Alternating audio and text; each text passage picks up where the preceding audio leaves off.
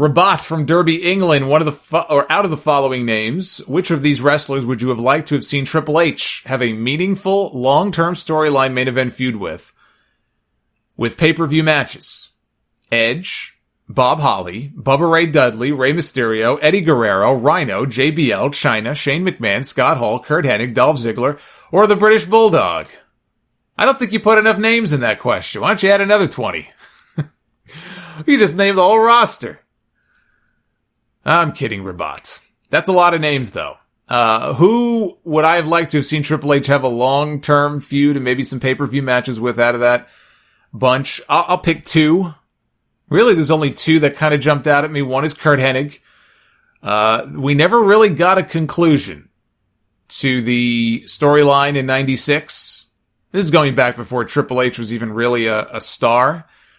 But when they did the angle at the end of 96 where it looked like he and Mr. Perfect were going to have a match and then they ended up being together and then he left. Mr. Perfect left.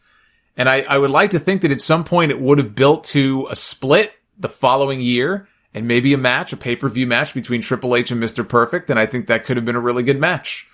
And we never got that. We never got to see it. So Kurt Hennig would be one. The other one I'll throw out there that you mentioned is Shane McMahon.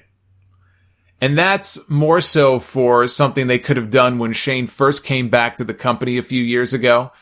I think as exhausted as I am of all the McMahon shit, I think there was a great story to tell. And maybe it hits a little too close to home, and that's why they didn't do it. But Triple H being the one to kind of worm his way into the family and take what Shane felt belonged to him. The heir apparent, which maybe he won't be. Maybe Triple H won't be the heir apparent. I actually think it's very possible Triple H never takes over. I think it's possible Vince McMahon ends up selling out to a company like Disney or something before he ever just hands the reins over to Triple H. So there's no guarantee he'll be the heir apparent. But there was a great story to tell there, and they didn't do it. They did Undertaker and Shane, Hell in a Cell, all right, whatever. But I'm telling you, that would have been the build-up and the promos, like story-wise. I don't know what the match would have been like. I think the match could have been fun. I would have liked to have seen them do that. That was a missed opportunity.